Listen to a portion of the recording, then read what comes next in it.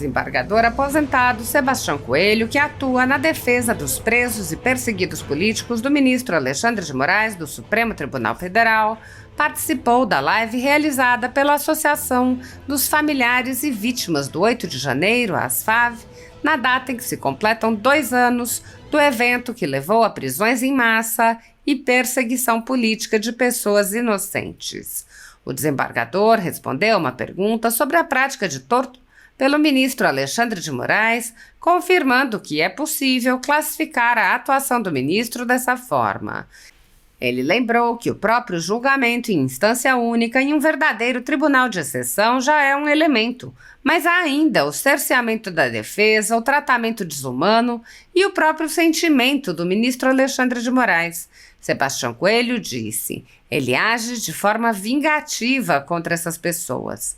O desembargador mencionou: hoje mesmo ele estava lá no Palácio do Planalto, sendo chamado pelo presidente de Xandão, como se isso fosse uma brincadeira. E esse é um ministro da Suprema Corte que não se dá ao respeito, é um perseguidor dessas pessoas do 8 de janeiro.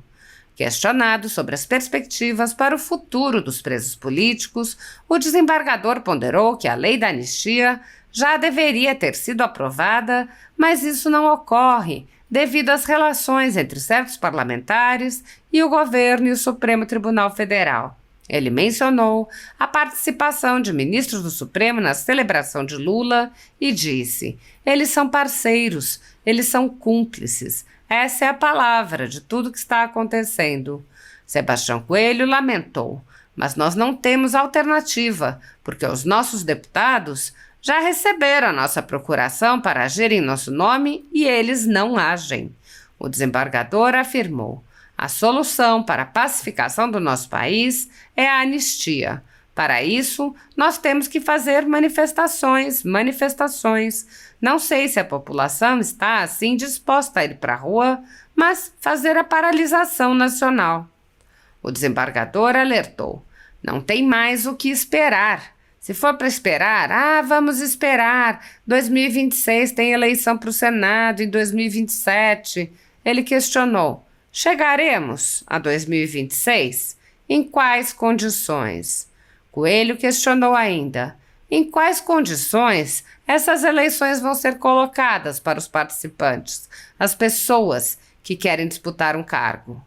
Sebastião Coelho disse: toda a revolta que me acompanhou no ano de 2024 continua comigo aqui em 2025. E eu não vou arredar pé para esses abusadores do direito. Eles podem estar usando temporariamente essa capa de magistrado, mas eles não são juízes. Juiz cumpre a Constituição, cumpre a lei, e quando a pessoa avoca para si uma competência que não tem, eu não vejo como respeitar essa pessoa.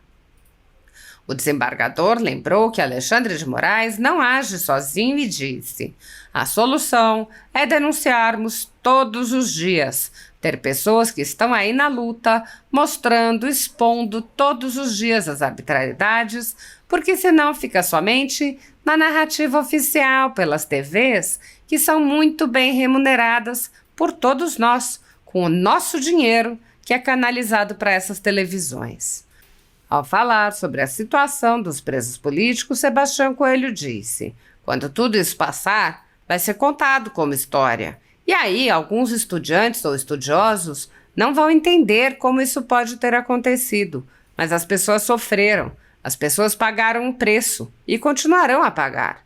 Ele apontou: nós vemos hoje, mais uma vez, infelizmente, o Lula dizer que as penas serão aplicadas, traduzindo já o sentimento do que vai acontecer no futuro no Supremo Tribunal Federal, porque, evidentemente, ele tem informação privilegiada.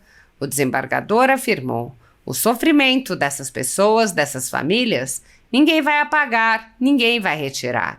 Coelho lembrou ainda o caso de Daniel Silveira e disse: tudo isso são violações que o Supremo Tribunal Federal tem feito desde março a abril de 2019 e as pessoas caladas assistindo.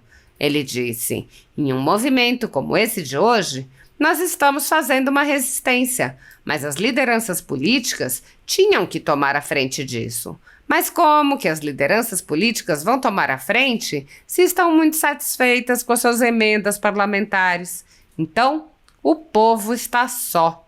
O parlamento não reage. O poder executivo está entrelaçado com o poder judiciário e o Supremo Tribunal Federal vai continuar a praticar abuso. O desembargador lembrou uma frase dita pelo próprio presidente do Supremo Tribunal Federal. Disse que quem adquire poder não abre mão do poder e que o Supremo Tribunal Federal tinha adquirido poder político. Então, alguma coisa está muito errada nessa relação dos poderes constitucionais que foi estabelecida com regras claras lá na Constituição. Quando nós vemos parlamentares sendo processados, retirando a imunidade material do artigo 53 da Constituição, isso é para acuar os parlamentares, dizer: não defenda o povo, que vocês mesmos poderão ser processados. Então, o momento é de muita desesperança. Mas eu sempre animo as pessoas. Eu quero animar as pessoas aqui. Coloque a revolta para que isso tenha um resultado concreto. Não podemos ficar esperando de braços cruzados. Em suas considerações finais, o desembargador lembrou absurdos, como a utilização da teoria do crime multitudinário e disse: quero dizer para a população que a justiça do meu país não é o Supremo Tribunal Federal. Ele relembrou sua carreira e disse: posso afirmar com tranquilidade, 80% dos juízes do Brasil não concorda com o que o Supremo Tribunal Federal está fazendo. O desembargador admitiu que Alexandre de Moraes já forma seguidores. Ele disse: vai ter um ou outro deslumbrado ou outro puxa-saco que vai seguir? Vai ter, como teve agora aí uma juíza que mandou investigar um soldado israelense jogando o país numa crise nacional. Tudo isso aí são os filhotes, aqueles discípulos que já são feitos pelo ministro Alexandre de Moraes, que não é um juiz. Está ocupando um cargo de ministro, mas está longe de ser juiz. O desembargador disse: nós temos um Deus que não perdeu o controle da nossa vida e não perdeu o controle da nossa nação. Agora, nós temos que lutar. Não dá para ficar em casa tomando água gelada. O que vai acontecer depende de nós. E nós vamos dizer para eles, como hoje foi dito, nós ainda estamos aqui também. Nós também estamos aqui para resistir a tudo que está sendo feito, a esse arbítrio da nossa justiça. Boa tarde a todos, prazer estar com você, Fabi, minha primeira entrevistadora, depois que aposentei. Cumprimentar o Ezequiel, a Carolina e a Gabriela, que são pessoas referências nesse trabalho todo. Fabiana, todo esse processo ele é um absurdo completo. A tortura ela começa já com a competência do Supremo Tribunal Federal. Você ser julgado em um tribunal que não é o competente, você já está sendo submetido a um tratamento desumano, porque você já perde a possibilidade dos recursos para instâncias superiores. E quando o Supremo Tribunal Federal avocou para si a competência para julgar pessoas sem prerrogativa de foro, ele já deu início a uma tratativa de equiparação com tortura psicológica, no mínimo, para iniciar com relação a essas pessoas. Também a questão do cerceamento de defesa, não é? Quando os advogados foram impedidos no Supremo Tribunal Federal de forma covarde, isso não tem outra palavra para ser dita, após as 3 primeiras sustentações, lá no dia 13 de setembro de 2023, retirou o julgamento do plenário, levou para julgamento secreto e cerceando as prerrogativas dos advogados e limitando o exercício do direito de defesa.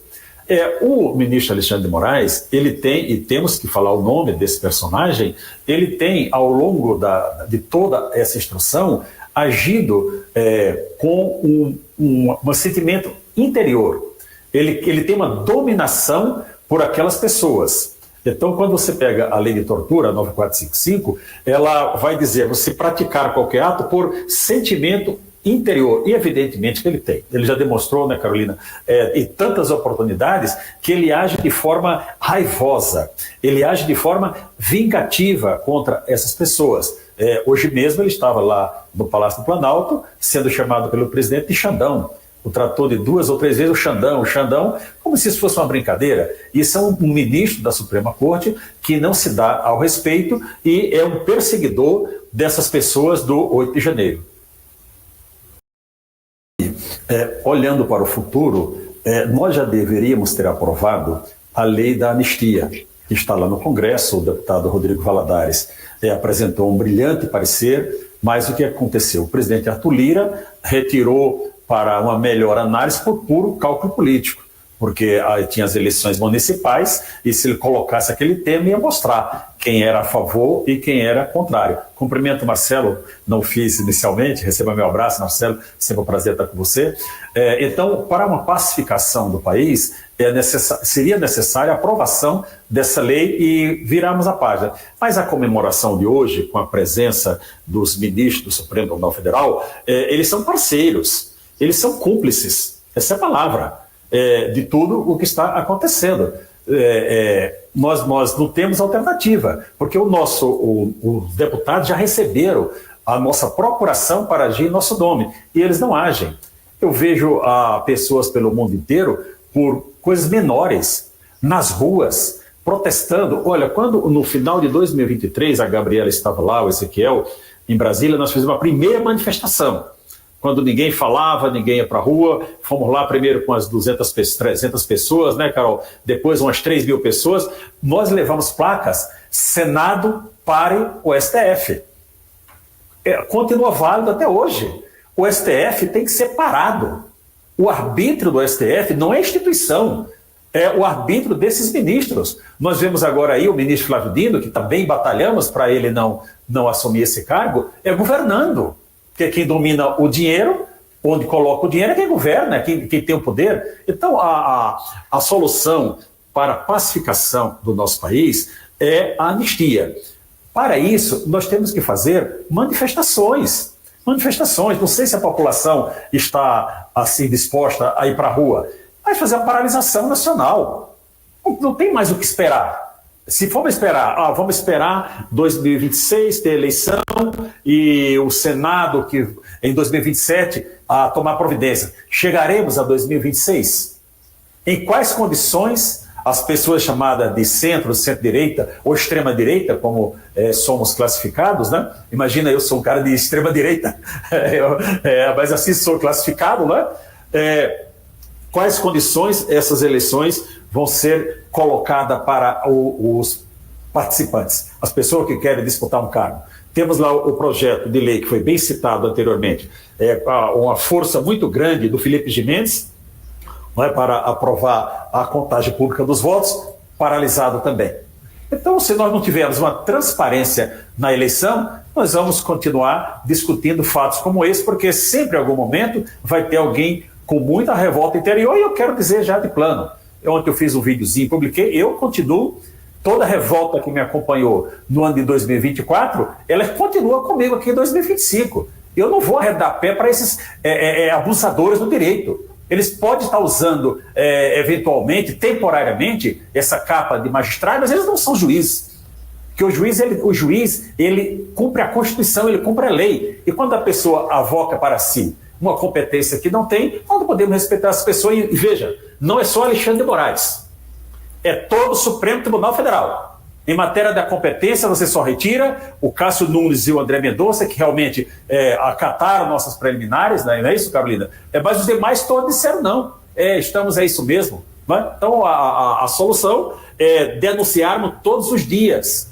Tem pessoas, Fabi, como você, Marco Antônio, Serrão, Augusto Nunes, todos esses, Cris Grêmio, pessoas que estão aí na luta, mostrando, expondo todos os dias as arbitrariedades, porque senão fica somente na narrativa oficial pelas TVs, que são evidentemente os jornalistas que são muito bem remunerados por todos nós, com o nosso dinheiro que é canalizado para essas televisões.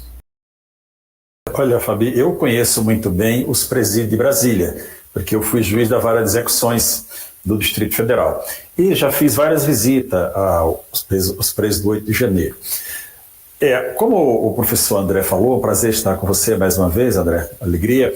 É uma jurisprudência que está sendo firmada e aplicada, mas com consequências terríveis para as pessoas. Pessoas presas, como já foi citado no bloco anterior, uma senhora presa há 1 ano e meio mais já, porque escreveu numa estátua, perdeu mané. Apenas repetiu o que disse o presidente do Supremo Tribunal Federal. Não é? Mas a estátua é um símbolo muito importante e digno de desrespeito. Maior dignidade, maior necessidade de respeito, os ministros deveriam dar para a própria conduta que eles adotam, que é uma conduta de respeitar a Constituição e respeitar as leis. Então, nessa caminhada, pessoas morreram. Várias pessoas já morreram, porque os que estavam com tornozeleira eletrônica, eu não tenho dado ao seu Ezequiel poder atualizar na sequência, mas, salvo engano, já 5 pessoas morreram em decorrência de trabalhos inadequados usando tornozeleira eletrônica. Já teve um suicídio. Então, a toda hora, agora mesmo, eu denunciei um caso do indígena que está preso lá no Paraná, desde 20 de setembro de 2023, sem denúncia. Sem denúncia. Isso não pode ser uma normalidade. Quando tudo isso passar, vai ser contado como a história, e alguns estudantes ou estudiosos não vão entender como isso pode ter acontecido. Mas as pessoas sofreram. As pessoas pagaram o preço e continuarão a pagar. Nós vimos hoje, mais uma vez, infelizmente, o presidente da República dizer que as penas serão aplicadas, traduzindo já um sentimento do que vai acontecer no futuro no Supremo Tribunal Federal, porque evidentemente ele tem informação privilegiada. Então o sofrimento dessas pessoas, dessas famílias, ninguém vai apagar, ninguém vai retirar. Um sofrimento, por exemplo, não é 8 de janeiro, mas é correlato, tratando de abuso, né, professor Marcelo? O Daniel Silveira teve o livramento condicional revogado sem uma audiência de justificação prévia, que é obrigada. Não foi revogada, ofendeu os advogados, dizendo, olha, os advogados não falsearam a verdade. Eu estou na equipe de advogados, eu, doutor Paulo Farias, a doutora Fabiana, a doutora Paola, a esposa do Daniel, e o doutor Michael, ofendendo. Quando foi comprovado que estava tudo ok, agora marcam a audiência de justificação para o dia 4 de fevereiro, quando tudo ele determina, Marcelo, que seja feito em 48 horas. Isso está errado. Não é? Foi pedido o indulto não manda para a PGR, pelo menos até ontem não tinha mandado, não é? Que o indulto ele precede até a avaliação de questão da revogação. Então tudo isso são violações que o Supremo Tribunal Federal tem feito, como bem dito pelo professor André, desde março, abril de 2019, e as pessoas caladas, assistindo. Daqui a pouco vai concluir o inquérito da petição, que é o inquérito 12.100, que tem 37 pessoas indiciadas, e da forma que a Procuradoria escrever, Marcelo, será a condenação. Mas, então as pessoas ali estão tranquilas aguardando a condenação. Eu não entendo como isso pode acontecer. Então, nós, como um movimento como esse de hoje, nós estamos fazendo uma resistência, mas as lideranças políticas tinham que tomar a frente disso. Mas como que as lideranças políticas vão tomar a frente se estão muito satisfeitos com as emendas parlamentares para levar para os seus redutos, para a eleição? Então o povo está só. O parlamento não reage, o poder executivo está entrelaçado com o poder judiciário, e o Supremo Tribunal Federal vai continuar a praticar abuso. Não é decidir. Decidir uma decisão que ela não está de acordo com o ordenamento jurídico, ela é abuso do poder. E o Supremo Tribunal Federal, como o Marcelo Segurador, não terá autoconvenção. O ministro Barroso disse no evento de presidentes de tribunais, lá, logo após ele ter tomado posse, num evento no Rio Grande do Sul, no final de... Ele tinha tomado posse já como presidente, não quero precisar a data, disse que quem adquire poder não abre mão de poder, e que o Supremo Tribunal Federal tinha adquirido poder político.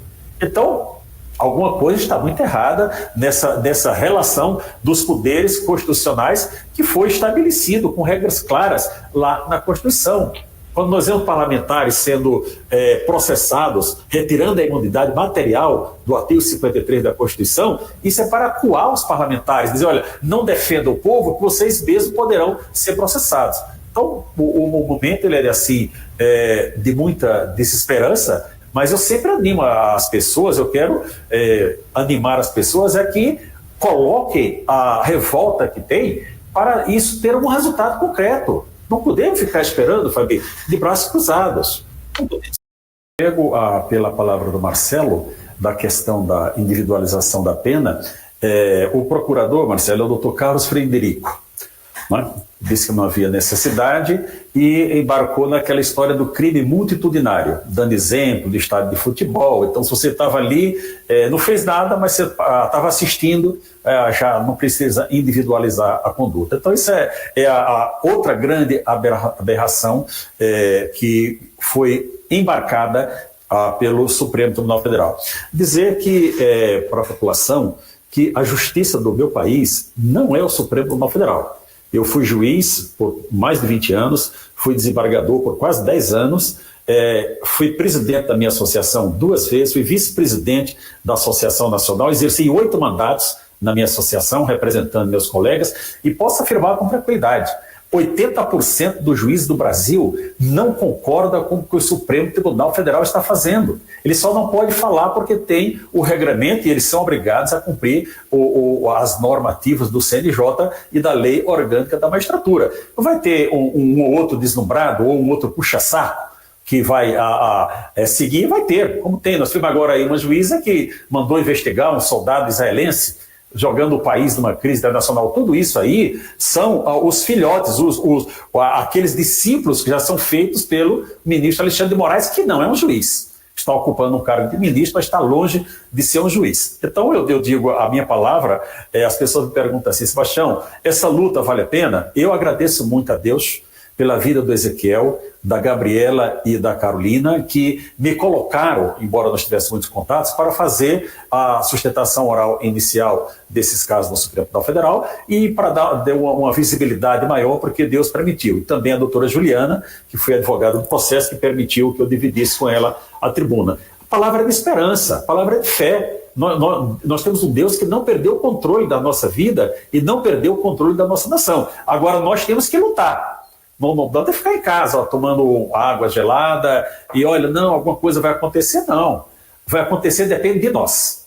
Depende de nós. E nós vamos dizer para eles, como hoje foi dito, nós ainda estamos aqui também.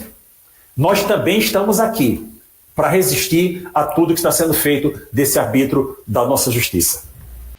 O desembargador Sebastião Coelho tornou-se conhecido dos brasileiros quando surpreendeu os colegas ao anunciar ao vivo sua aposentadoria durante sessão do Pleno do Tribunal do Distrito Federal e Territórios. Ele explicou seus motivos.